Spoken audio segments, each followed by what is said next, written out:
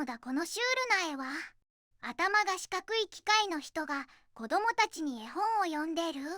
ちょっと怖いけど、なんかほのぼのしてる不思議な光景なのだ。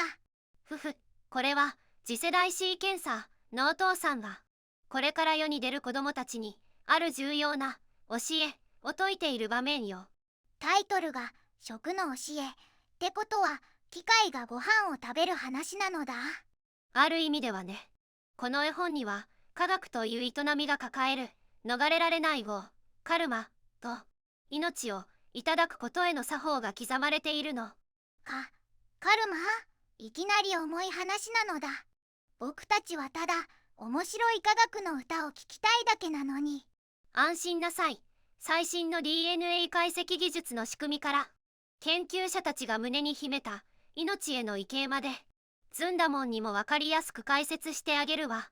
さあ、アンと簡単楽団がお送りするズンメタンの解説コーナー始まるわよ。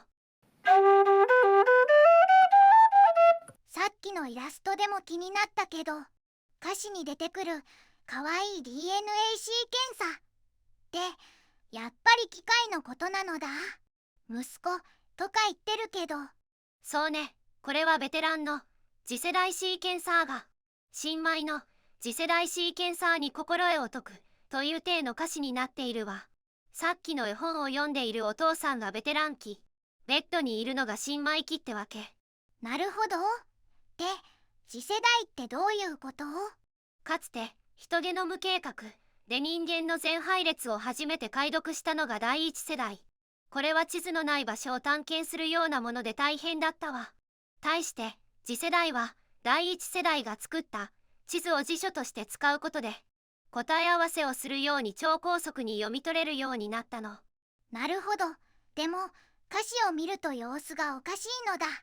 塩基の鎖のスープとか DNA を取り出す88の手間とか料理の話にしか聞こえないのだ。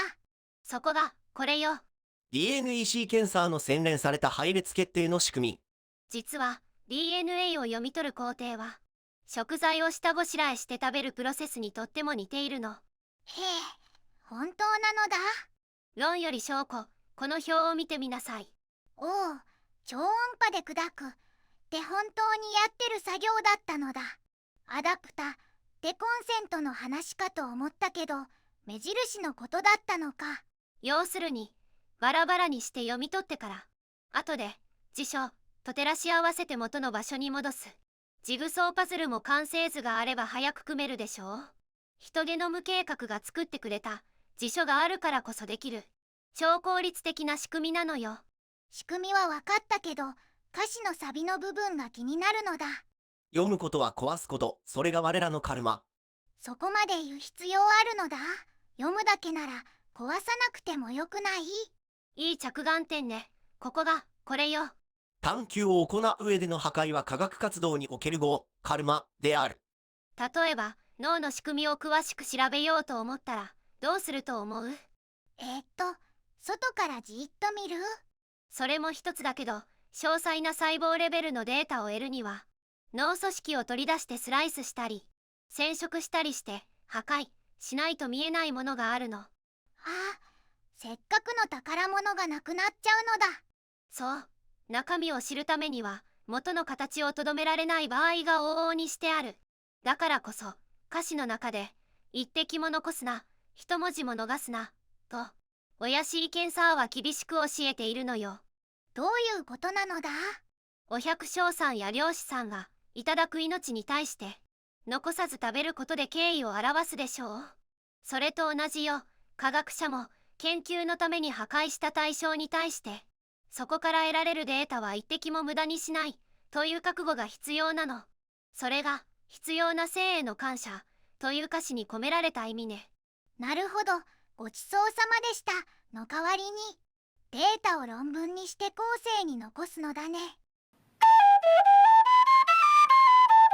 でもメタン、最新の科学なら壊さずに投資とかできないのだ。痛くないし壊さない方が絶対いいのだ。くくく、無くなる魂よ。お前の言う通り。それは美しきユートピア。だが、我々魔術師の魔力は有限。無傷で真理を盗み見る。同志の邪眼を行使するには、莫大な対価が必要なの。故に我々は、安価な代償で済む、破壊の契約を選び、血塗られた道を進むしかないのよ。予算がないって言いたいだけなのに、すごい壮大なのだ。そう。我々は罪深く狩人。読むことは壊すこと。その罪悪感を背負いながら。それでも、医学の進化という希望を生み出すために、今日もシーケンサーたちは命のスープを飲み干している。探求上の破壊は倫理、経済、成果のバランスに基づいて判断される。これぞ、科学という名の終わらない宴。破壊の上に咲く、真理という名のあだ花をめでるがよいわ。中二病が治らないまま終わったけど、科学者さんもいろいろ悩んでるってことが分かったのだ。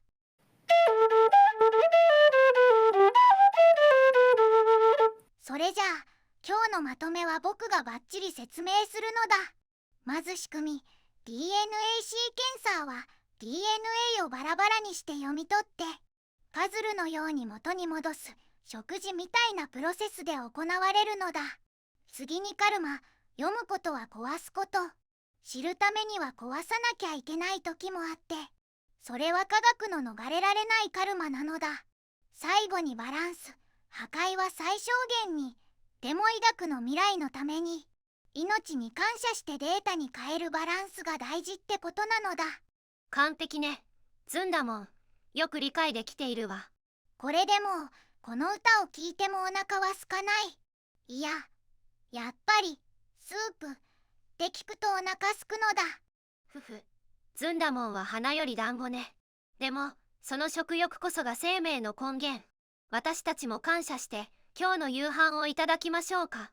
最後まで見てくれてありがとうなのだ。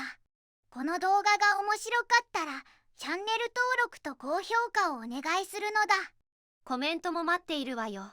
チャンネル登録すればあなたの深層心理に眠る黒歴史という名のデータを私が優しく解釈してあげてもよろしくてよ。そんな怖い特典いらないのだ。ふふ。そうそう。次回のお知らせよ。次の動画で解説するのはなんとドラァグクイーンが活躍する歌よ。科学の歌なのにドラァグクイーン。クイーンのド派手な舞台をお楽しみにね。気になるのだ。それじゃあまた次の動画で会おうなのだ。